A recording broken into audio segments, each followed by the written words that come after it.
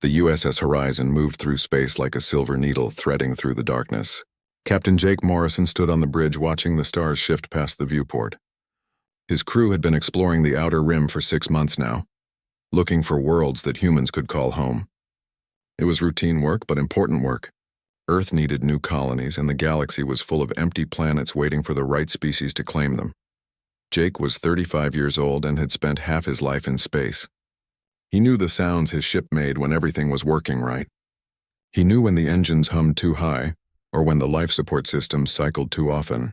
Right now, everything sounded normal except for the silence on the communication channels. They had been trying to reach the Xanthari research station for 3 hours without success. The Xanthari were tough people. Jake had worked with them before on joint missions. They built things that lasted forever and fought like demons when they had to. If a Xanthari station went quiet, it usually meant something bad had happened. Jake hoped they were just having equipment problems, but his gut told him otherwise. Lieutenant Dan Cooper walked up to Jake with a worried look on his face. Dan was Jake's second in command and his best friend. They had served together for 8 years, and Dan could read Jake's moods better than anyone else on the ship. "Captain, we just picked up that distress signal from the Xanthari station again," Dan said quietly. "But this time it's different. The message is longer and whoever sent it sounds scared." Jake frowned. Xanthari did not get scared easily.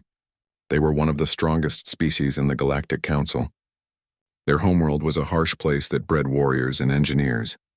Fear was not something they showed to other species. "Play the message," Jake ordered. The bridge speakers crackled to life with the familiar clicking sounds of the Xanthari language.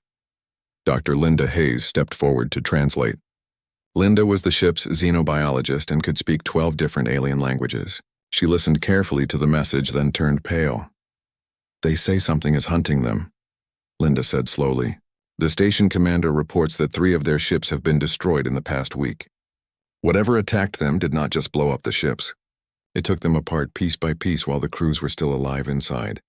The bridge went silent. Everyone knew that space was dangerous, but this sounded different. Pirates would steal cargo and maybe kill crews quickly. Alien predators might eat people, but they would not torture them. This sounded like something else entirely. Jake made his decision. "Set course for the research station. Full speed." The horizon jumped to faster than light travel, and the stars turned into long streaks of light outside the viewports. Jake spent the next 4 hours reading everything he could find about the sector they were heading into. The files showed nothing unusual. A few dead star systems, some asteroid fields, and the Xanthari research station studying an ancient alien artifact they had found on a dead world. When they dropped back into normal space, Jake saw the research station immediately. It was a massive structure built into an asteroid, with docking bays and sensor arrays covering its surface. But something was wrong. The station showed no lights and no energy readings. It looked completely dead. "Scan for life signs," Jake ordered. The sensor officer shook his head. "Nothing, Captain. The station is empty." Jake stared at the dark structure floating in space. A Xanthari research station housed at least 200 people. They did not just abandon their post without good reason. "Take us in slowly. Keep shields up and weapons ready." The horizon approached the station carefully. Jake could see blast marks on the hull where something had cut through the thick armor plating. The cuts were precise and surgical, not the messy damage that explosives would make. Whatever had done this possessed advanced technology and knew exactly where to strike. They docked with the main airlock, and Jake led a small team aboard the station. The corridors were dark and silent. Emergency lighting cast red shadows on the walls. Jake's team moved carefully through the empty hallways, checking each room they passed. They found the first bodies in the main laboratory. 3 Xanthari researchers lay on the floor with strange wounds covering their bodies. Dr. Hayes knelt beside them and ran her scanner over the corpses. "These injuries are unusual," she said quietly. "It looks like something was studying them. See these small cuts? They're very precise, like surgical incisions. Someone or something was learning about Xanthari anatomy." Jake felt a chill run down his spine. This was not random violence. Whatever had killed these people had been conducting experiments on them. They moved deeper into the station and found more bodies. All of them showed the same surgical wounds. In the command center, they discovered the station's security recordings. Jake played back the footage from the past week and watched the story unfold. The first recording showed normal station operations. Zenthari researchers working on their projects, ships coming and going from the docking bays, everything peaceful and routine. Then 3 days ago, something changed. The external sensors picked up movement in the asteroid field around the station. "Look at this," Dan pointed at the screen. "Whatever is out there is moving too fast for the cameras to track clearly." The next recording showed the first attack. Dark shapes moved through space faster than anything Jake had ever seen. They surrounded one of the Zenthari ships and began cutting it apart. Jake watched in horror as the creatures methodically dissected the vessel while the crew tried desperately to escape. But the most disturbing part came next. The attackers did not destroy the ship completely. They took pieces of it back into the asteroid field, along with several crew members who were still alive. It was like watching predators drag prey back to their den for later consumption. Over the next few days, the attacks continued. Each time, the creatures learned more about Zenthari technology and tactics. By the final recording, they were anticipating every defensive move the station made. They had studied their prey and perfected their hunting methods. The last recording showed the station's final moments. The creatures had somehow gotten inside and were moving through the corridors. The camera caught brief glimpses of them, but they moved too quickly to see clearly. All Jake could make out were sleek forms that seemed to flow like liquid shadow. The final image showed one of the creatures standing over a wounded Zenthari. It tilted its head in a gesture that looked almost curious. Then the recording cut to static. Jake shut off the playback and looked at his team. Everyone was shaken by what they had seen. These were not random monsters or mindless predators. These creatures were intelligent, methodical, and terrifyingly effective hunters. "Captain," the communications officer called from the horizon. "I'm picking up movement in the asteroid field. Multiple contacts approaching our position." Jake grabbed his communicator. "How many?" "At least 6, maybe more. They're moving fast and their energy signatures are unlike anything in our databases." Jake's heart started beating faster. Whatever had destroyed the Zenthari station was now coming for them. He looked around at the empty corridors and dead bodies surrounding his team. They had walked into a trap. Everyone back to the ship. Now. They ran through the dark corridors as alarms began sounding on the horizon. Jake could hear his crew shouting orders over the communicator as they prepared for battle. But deep down he knew their weapons and shields would not be enough. If these creatures could destroy a heavily armed Zenthari station, what chance did one human exploration ship have against them? They reached the airlock just as the first explosions rocked the station. Through the viewport, Jake could see dark shapes moving around the horizon like sharks circling wounded prey. His ship was fighting back, but the creatures were too fast and too coordinated. "Get us out of here," Jake shouted as they reached the bridge. The horizon broke away from the station and tried to escape, but the creatures followed. They moved alongside the ship, studying its design and weapon systems. Jake realized with growing horror that they were not trying to destroy the horizon immediately.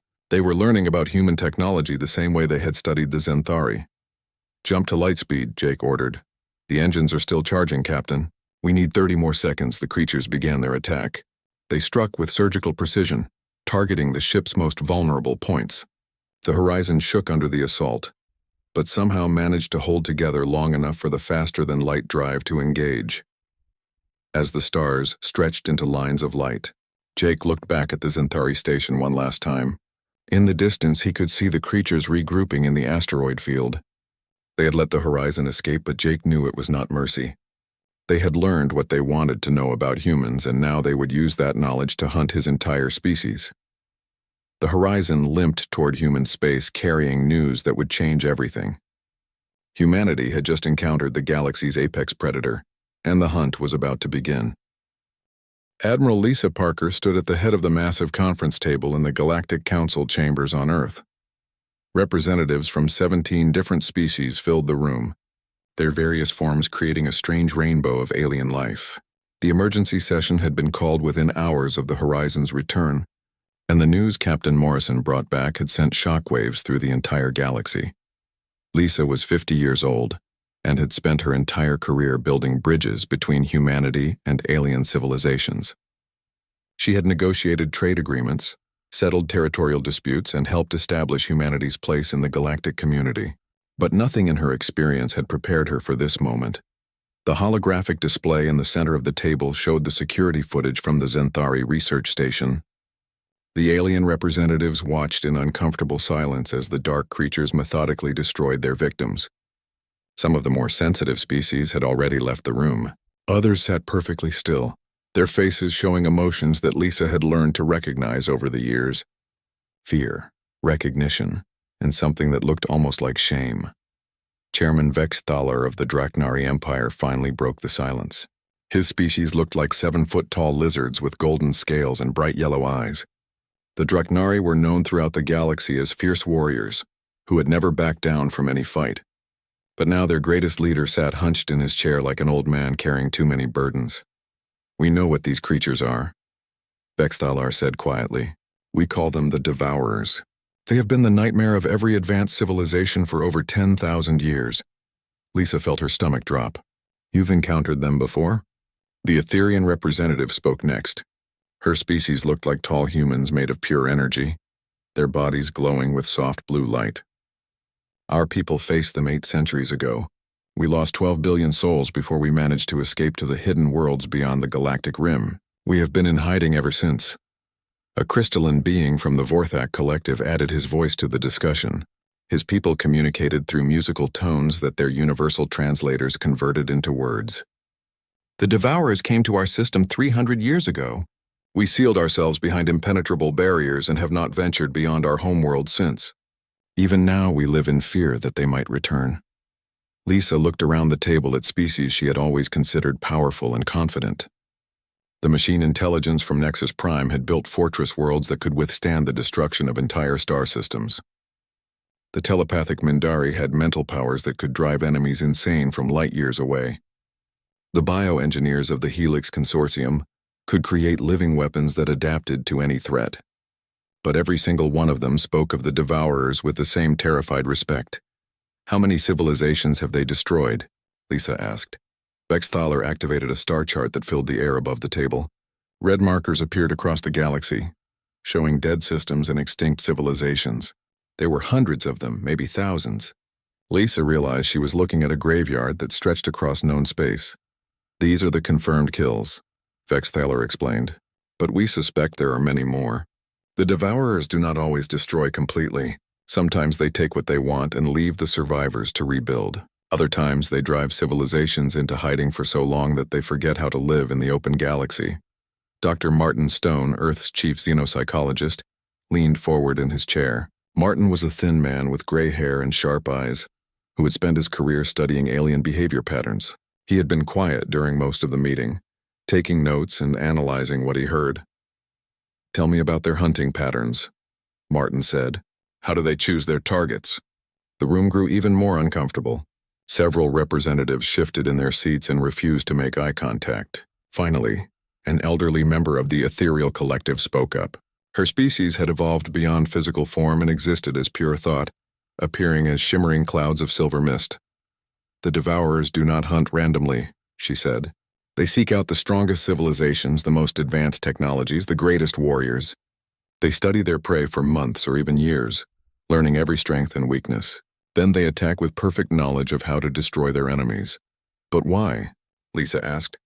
"What do they want?" "They are the ultimate predators," Vexthalar replied. "Their entire culture is built around the concept of the hunt. They do not kill for food or territory or resources. They kill to prove their superiority. Every advanced civilization in the galaxy represents a challenge to be overcome." Martin made more notes on his tablet, his mind racing through the implications. "So they're not just predators. They're artists. They turn warfare into a form of expression." The Mindari representative, whose thoughts appeared as words in everyone's mind, confirmed this assessment. "We touched their minds briefly during our encounter. They experience genuine pleasure from the process of hunting. The more difficult the prey, the greater their satisfaction when they finally achieve victory." Lisa felt a cold anger building in her chest. And every species in this room has chosen to hide from them rather than fight back. The accusation hung in the air like a challenge. Several representatives began speaking at once, defending their choices and explaining why resistance was impossible. But Lisa held up her hand for silence. "I'm not judging anyone," she said firmly. "I'm trying to understand our options. Has anyone ever successfully fought them off?" The room fell silent again. Finally, Vexthaler spoke. "There have been attempts. The Titan Empire tried to fight them with brute force and was completely annihilated. The Shadow Collective used stealth and deception, but the Devourers adapted to every trick. The United Systems Alliance built the most advanced weapons in galactic history, and still fell within a year of first contact. President Kate Rodriguez had been listening to the discussion through a secure communication link from Earth. Her voice came through the speakers with steel determination that Lisa recognized from their years of working together. So no one has ever beaten them because no one has ever tried anything truly different, Kate said. Every civilization has fought them the same way they fight everyone else. What if we approach this problem from a completely different angle? The alien representatives looked confused.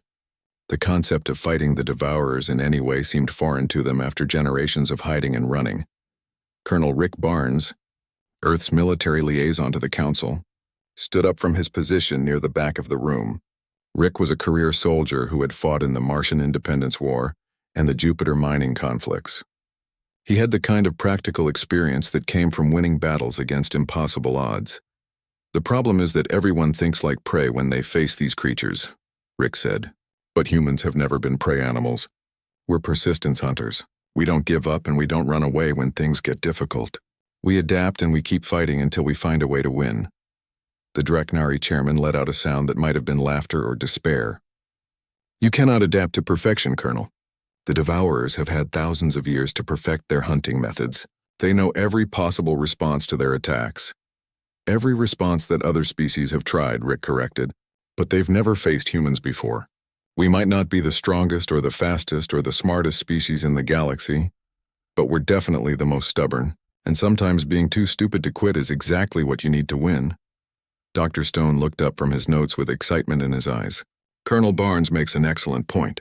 Human psychology is fundamentally different from other species. We actually become more creative and more dangerous when we're under extreme pressure. Other civilizations become predictable when they're desperate, but humans become chaotic. Lisa felt a spark of hope for the first time since the meeting began. What are you thinking, Martin? I'm thinking that the Devourers have spent 10,000 years learning how rational civilizations respond to existential threats. But human responses to danger are often completely irrational by galactic standards. We do things that no sane species would attempt. The alien representatives were starting to look interested despite their fear. The concept of using irrationality as a weapon was something none of them had considered before. Vexthalar leaned forward. Are you suggesting that humanity's chaotic nature might actually be an advantage against the Devourers? I'm suggesting that we might be the first species they've encountered that doesn't play by the rules they've learned to expect, Martin replied. Every other civilization has tried to outthink them or outfight them. What if we just try to out-crazy them? The meeting continued for several more hours as representatives shared intelligence about Devourer tactics and capabilities. Lisa learned that the creatures possessed technology far beyond anything in the galaxy, but they relied heavily on their ability to predict and counter enemy responses. Their entire hunting strategy was based on superior knowledge and preparation. As the session ended, Lisa realized that humanity was facing the greatest challenge in their species' history. But for the first time in 10,000 years, the galaxy's apex predator was about to encounter prey that might actually fight back in ways they cope. The colony of New Boston burned against the cold darkness of space. Commander Alex Turner watched from his crippled ship as the last defensive satellites went silent, one by one. 3 weeks had passed since the Devourers began their systematic assault on human settlements, and they had not lost a single encounter. Every human tactic, every weapon, every desperate strategy had been anticipated and countered with surgical precision. Alex floated in his command chair, held in place by emergency restraints, while his engineering crew tried to keep life support running. His ship, the UES Defiant, had taken a direct hit during the evacuation of New Boston. Half his crew was dead, and the other half was working miracles just to keep them alive long enough to send a warning to other colonies. Through the static on his communicator, Alex could hear the final transmissions from the colony's surface. Families saying goodbye to each other, soldiers making last stands that lasted only minutes, children crying for parents who would never answer again. It was the same pattern they had seen at Haven's Rest, New Dublin, and 6 other human settlements. The Devourers studied their prey for weeks, learned everything about their defenses and capabilities. then struck with overwhelming force and perfect timing. But something different happened as Alex watched the colony die. A damaged cargo freighter, the Martha's Dream, suddenly broke orbit and accelerated directly toward the largest Devourer ship. The freighter was a civilian vessel with no weapons and no shields, piloted by an old man named Captain Frank Miller, who had been hauling supplies between colonies for 30 years. Alex tried to raise Frank on the communicator. "Martha's Dream, what are you doing?" "Get out of there." Frank's voice came back calm and steady. "Sorry, Commander. My engines are damaged and I can't change course. Looks like I'm heading right for that big ugly ship whether I want to or not." Alex realized what Frank was planning. The old freighter captain was going to ram his ship into the Devourer vessel, using his cargo hold full of industrial explosives as an improvised weapon. It was a suicide run that should have been impossible to execute. The Devourers would see it coming and destroy the freighter long before it could reach them. But Frank had spent 3 decades flying cargo runs through asteroid fields and pirate territory. He knew how to make a damaged ship do things it was never designed to do. The Martha's Dream began spinning and tumbling as if completely out of control, while somehow still maintaining its collision course with the Devourer ship.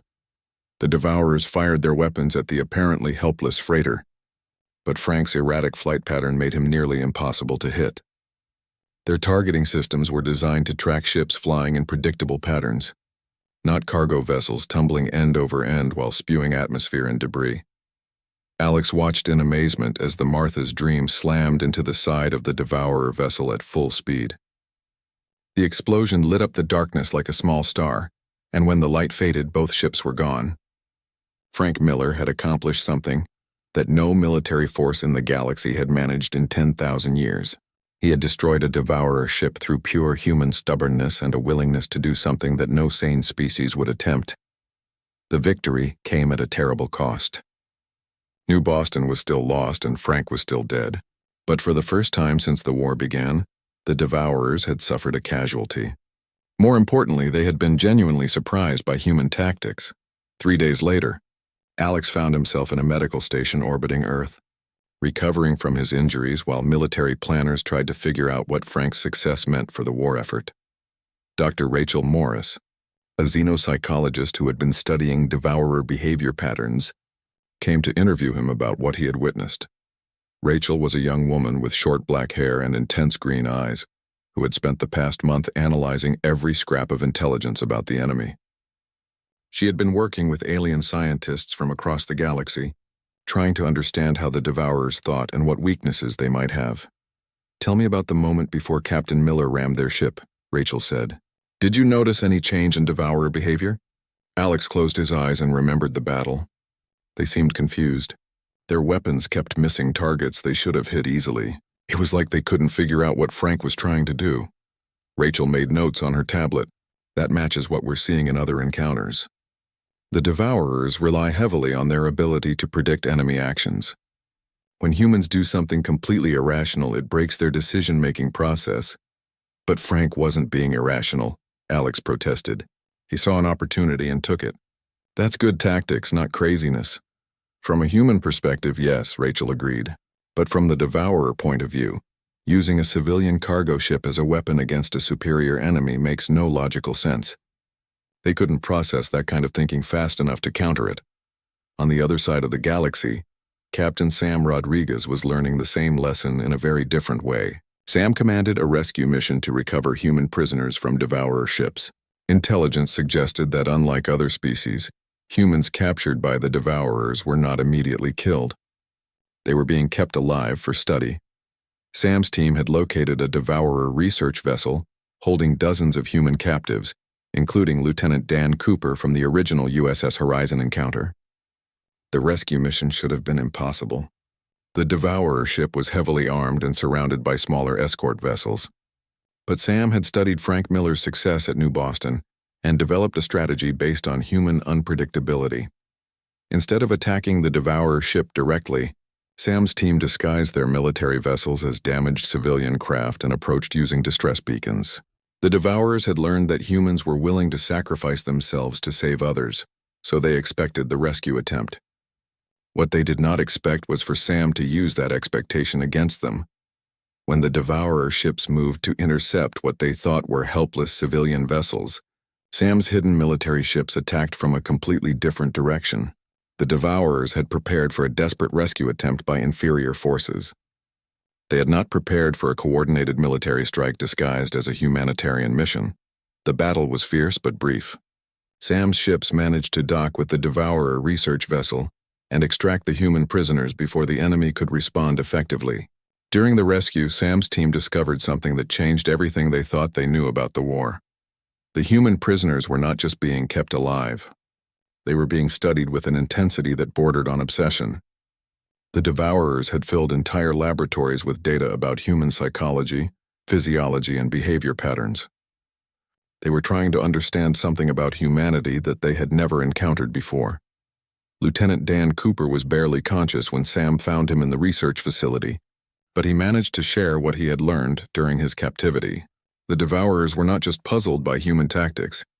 They were frustrated by human resilience. "They keep trying to break us," Dan whispered as medical teams treated his injuries. "But every time they think they understand how we respond to pressure, we do something they didn't expect. It's driving them crazy." Dr. Rachel Morris arrived at the rescue ship within hours of the prisoners' recovery. She interviewed Dan and the other survivors, documenting their experiences during captivity. What she learned confirmed her theories about human psychology and Devourer limitations. The Devourers have built their entire culture around the concept of perfect predation, Rachel explained to the rescue team. They study their prey until they can predict every possible response, then they attack with overwhelming force.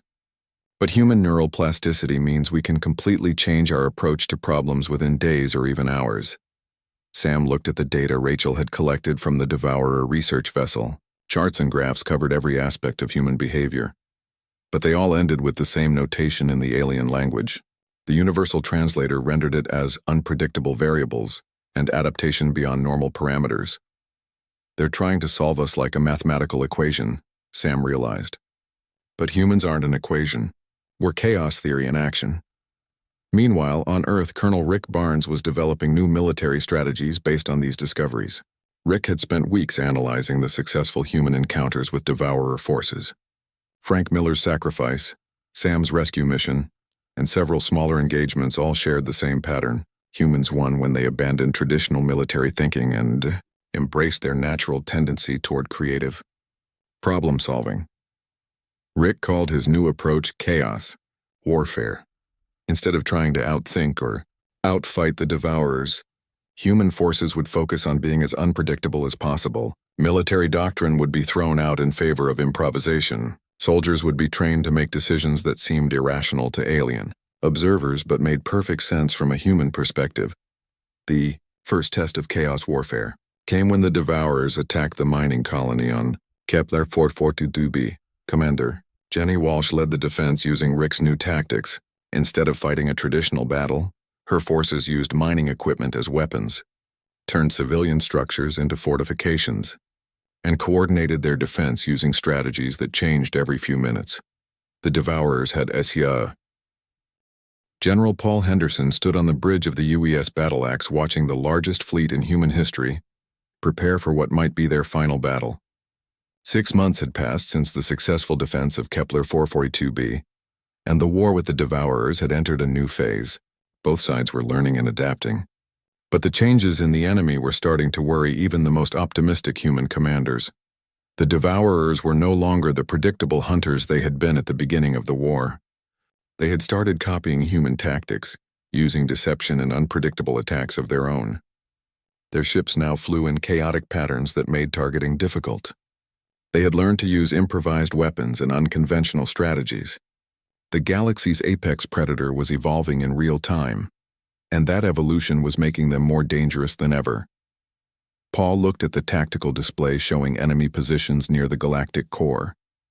The Devourers had withdrawn most of their forces to their ancient stronghold, a massive construct built from the remains of thousands of conquered worlds.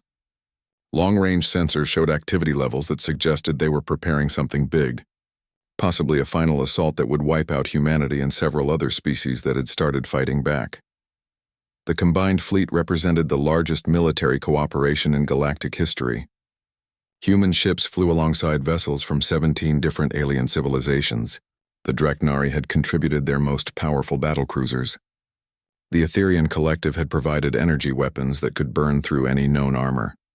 The crystalline Vorthok had emerged from their sealed homeworld for the first time in centuries, bringing weapons that manipulated matter at the atomic level. But Paul knew that technology alone would not win this war. The Devourers had superior equipment and thousands of years of combat experience.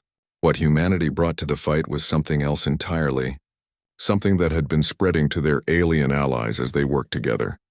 Captain Maria Santos piloted her heavy cruiser, the UES Indomitable, in the fleet's advance formation.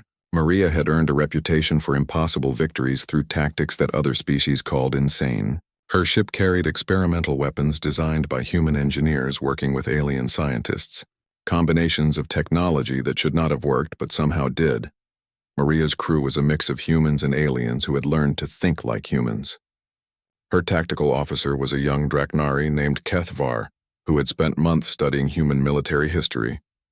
Her weapons officer was an Etherian energy being, called Blue 7, who had learned to appreciate human concepts like stubbornness and creative problem-solving. The fleet moved toward the Galactic core in a formation that looked chaotic, but was actually carefully planned. Human commanders had convinced their alien allies to abandon traditional military formations in favor of something that looked more like a swarm of angry insects. Ships flew at different speeds and altitudes, changing course randomly while somehow maintaining overall coordination. The first Devourer ships appeared on sensors when the fleet was still 3 light hours from the enemy stronghold. They came in fast, using the same unpredictable flight patterns that humans had pioneered. But there was something different about their approach, something that made Paul's instincts scream warnings. "They're not attacking," observed Commander Lisa Parker, who had been promoted to Fleet Tactical Coordinator. "They're studying us again, but this time they're doing it while we're moving and fighting back." Paul realized what was happening.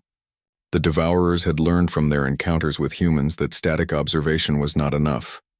They needed to see how their prey behaved under real combat stress. This was not just a battle, it was a final examination. The engagement began when Major Tony Clark led his squadron of fighter craft directly into the Devourer formation. Tony had developed boarding tactics that relied on humans doing things that seemed suicidal to other species, but had proven devastatingly effective against enemies who expected rational behavior. Tony's fighters were not trying to destroy the Devourer ships. They were trying to get inside them. Each fighter carried a boarding pod filled with human Marines who had trained for months in close-quarters combat against technologically superior enemies.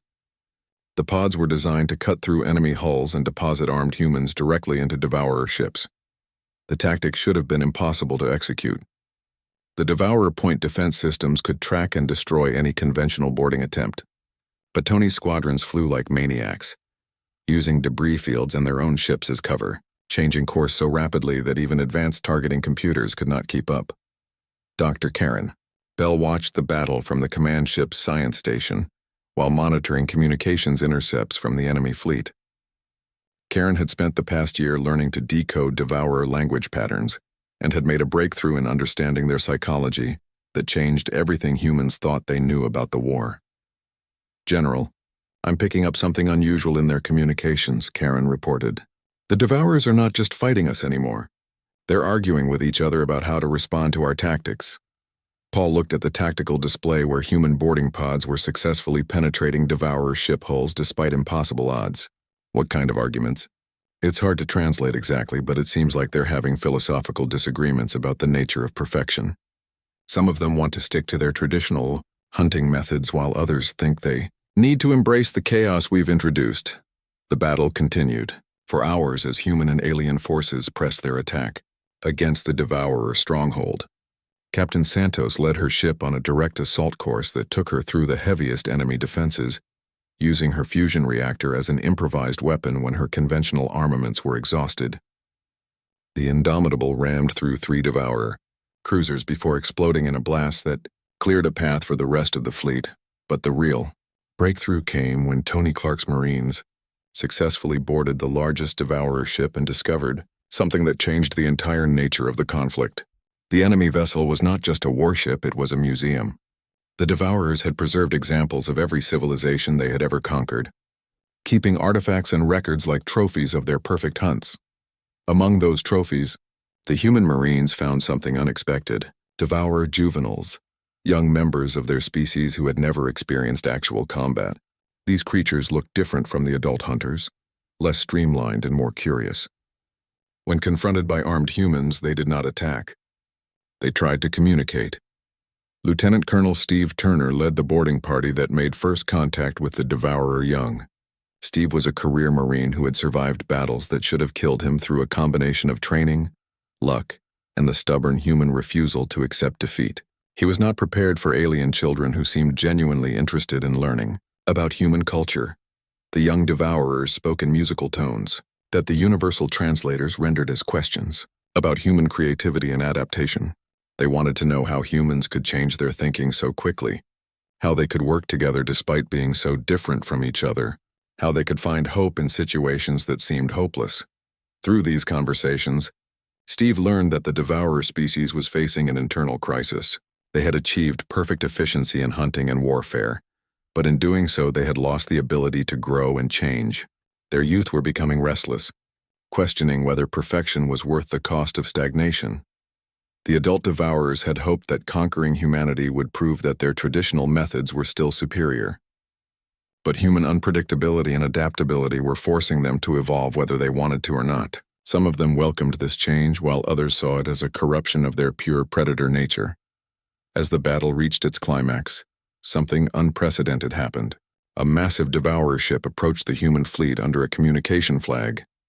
The ship belonged to the entity that humans had designated Alpha Prime, the supreme leader of the Devourer species. Alpha Prime's message was brief but shocking.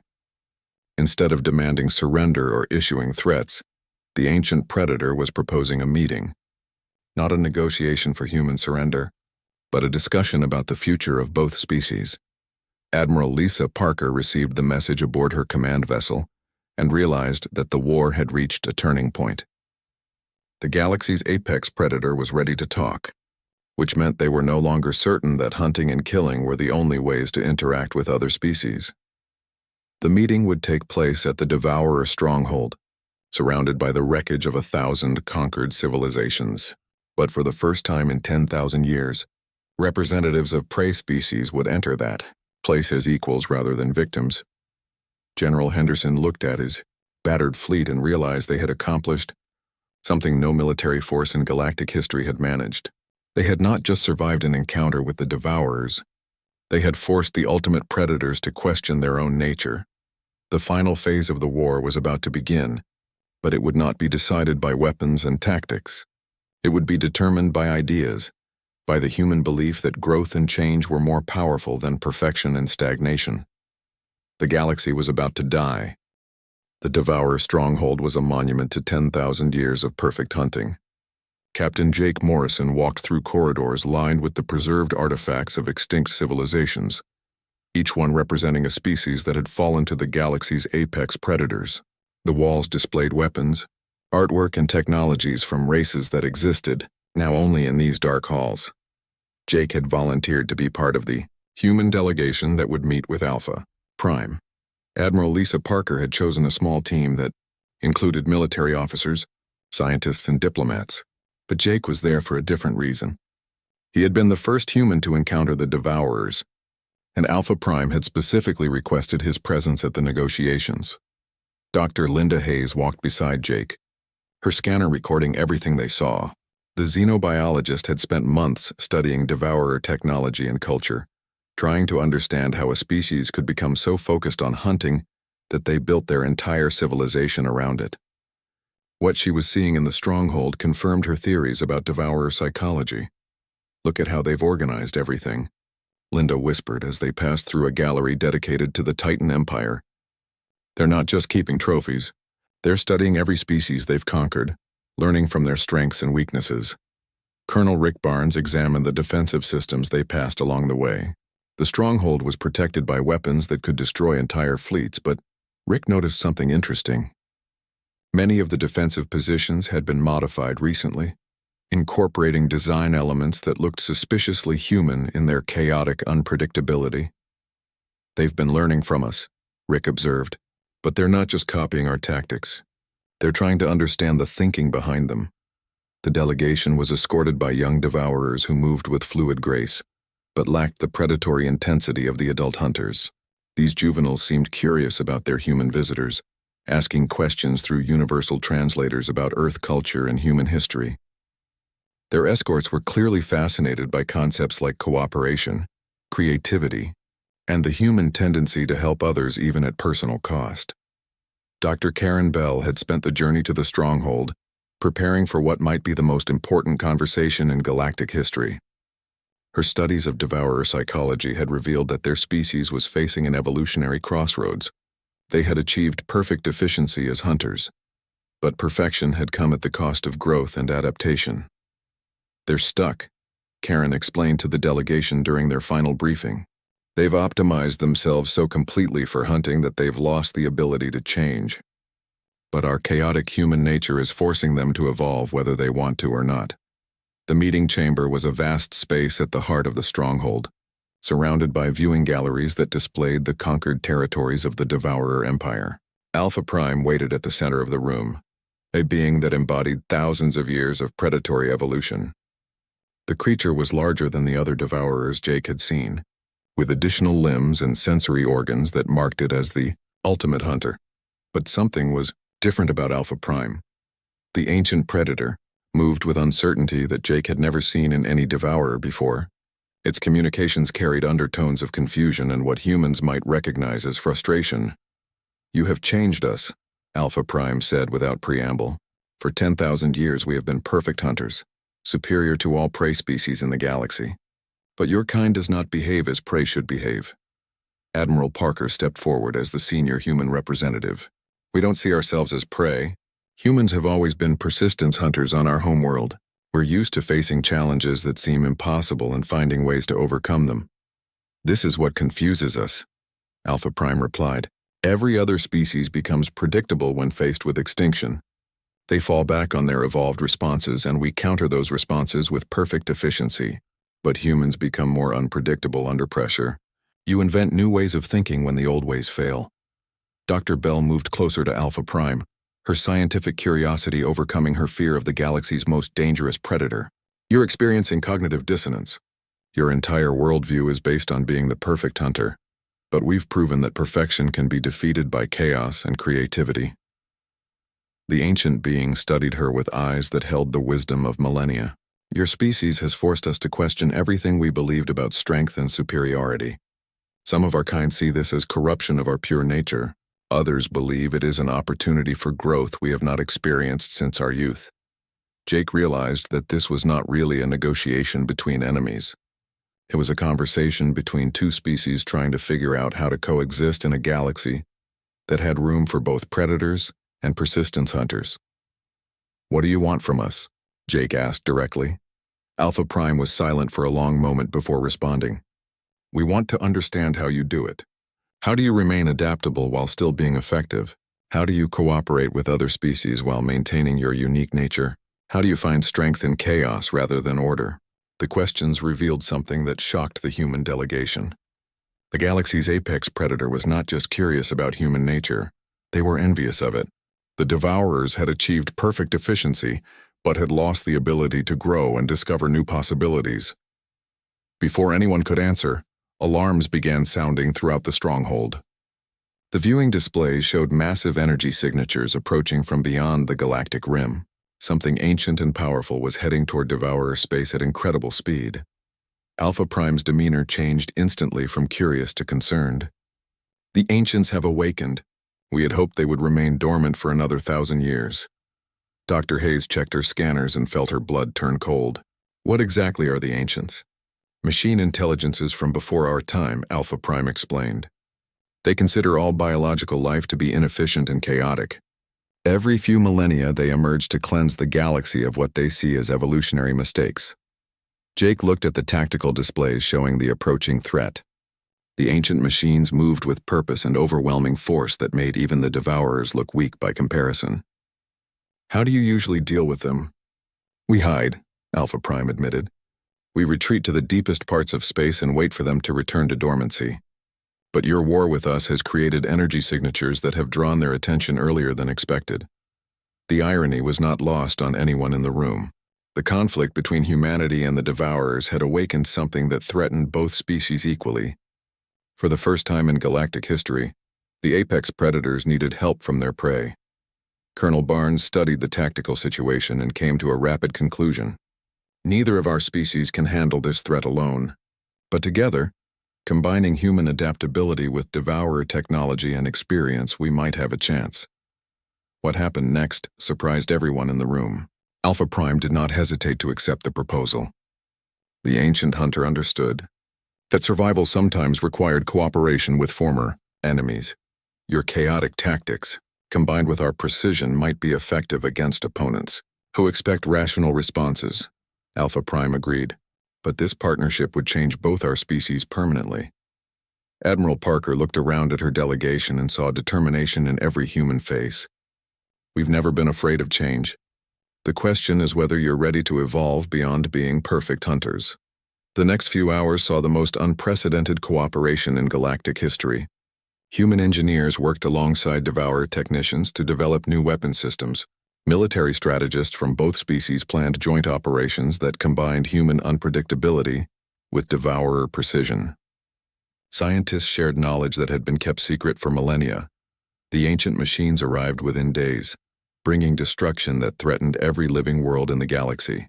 But they faced something they had never encountered before. A unified response from species that had learned to combine their strengths rather than competing with their weaknesses. The war against the ancients lasted for months and required sacrifices from both humans and Devourers. But the partnership that emerged from necessity grew into something stronger than either species had achieved alone.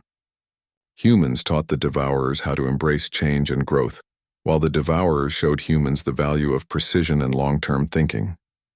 When the ancient threat was finally defeated, Alpha Prime and Admiral Parker stood together in the ruins of the stronghold, planning a future neither species could have imagined alone. The galaxy's former apex predator had become humanity's partner in exploration and defense, while humans had gained the knowledge and technology needed to explore beyond the galactic rim. Jake Morrison received command of the first joint human-Devourer exploration vessel. With Alpha Prime serving as his senior tactical advisor, their mission was to venture into unknown space beyond the galaxy, seeking new challenges that would help both species continue growing and evolving. The galaxy had learned that true strength came not from perfection or chaos alone, but from the combination of adaptation and precision, creativity and experience, cooperation and competition. The apex predator was no longer a single species, but a partnership that embodied